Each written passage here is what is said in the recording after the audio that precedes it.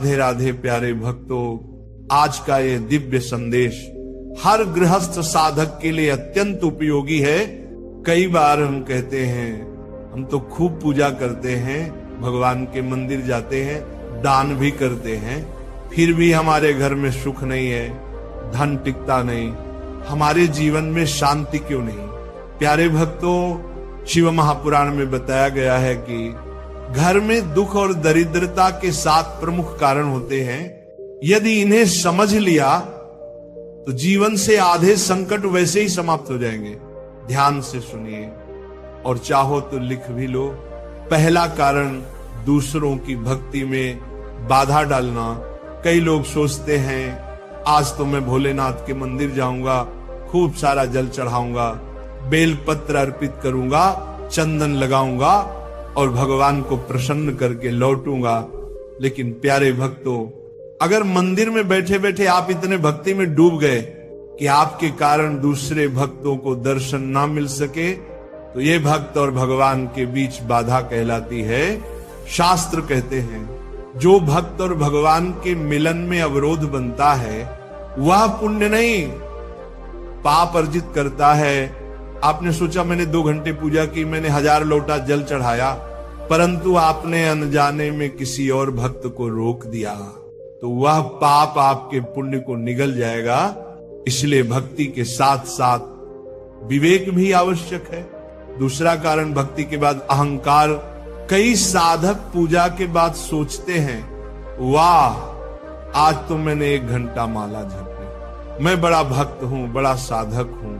प्यारे सज्जनों, भक्ति में अहंकार सबसे बड़ा विषय है। शिव महापुराण कहता है अपने द्वारा किए हुए भजन को भी भगवान के चरणों में अर्पित करो। कहो हे प्रभु मुझ में सामर्थ्य नहीं थी, आपकी कृपा से ही मैं आपका नाम ले पाया। जो अपने भजन का श्रेय खुद को देता है उसके घर में दरिद्रता और शांति का अभाव आ जाता है। तीसरा कारण, किसी को रुला देना।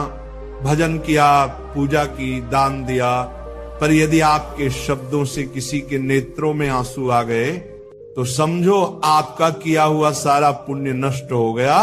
शास्त्र कहते हैं 1000 दीपक जलाने से बड़ा पुण्य है अगर तुम किसी एक व्यक्ति के चेहरे पर मुस्कान ला सको। अगर तुम्हारे कारण किसी के जीवन में रोशनी आई तो वही सबसे बड़ा भजन है, वही सच्चा धर्म है। चौथा कारण, गलत पात्र को दान। दान बहुत बड़ा पुण्य है, परंतु दान विवेक से होना चाहिए। अगर आपने ऐसा व्यक्ति चुना जिसने आपके दे धन से पाप का कार्य किया तो उसका पाप भी आपको लगेगा। इसलिए शिव महापुराण कहता है दान देने से पहले पात्र को परखो। दान वही सच्चा है जो सदाचार और सत्प्रयोजन में लगे। 5वां कारण, गलत मंत्र उच्चारण। आजकल कई लोग पाठ करते हैं दुर्गा सप्तशती, रुद्राभिषेक, सुंदरकांड, परंतु प्यारे भक्तों यदि मंत्र का उच्चारण गलत हो जाए तो उसका अर्थ भी उल्टा हो जाता है। शिव महापुराण में कथा आती है एक व्यक्ति रोज नवरात्रि में पाठ कराता था, पर उसका पंडित मंत्र में भय का हरण बोलने के स्थान पर भार्या का भक्षण बोलता था। परिणाम हर बार उसकी पत्नी का निधन हो जाता था। इसलिए याद रखो, अगर सही उच्चारण नहीं आता तो नम्रता से भगवान से कहो हे प्रभु मैं अज्ञानी हूं, बस अपने प्रेम को अर्पित करता हूं। 6वां कारण, माता पिता का अपमान। साधकजनों, जिस घर में माता पिता का सम्मान नहीं होता वहां लक्ष्मी कभी नहीं टिकती। शिव महापुराण में लिखा है मां पिता का आशीर्वाद ही लक्ष्मी का प्रवेश द्वार है। अगर घर में बुजुर्गों की अनदेखी होती है, उनकी बातों का अपमान होता है, तो भगवान शिव भी उस घर से मुख मोड़ लेते हैं। 7वां कारण, दूषित अशुद्ध धन। प्यारे भक्तों, अगर किसी ने गलत मार्ग से धन कमाया, किसी को धोखा देकर, छल से या अधर्म से, तो वह दूषित धन है।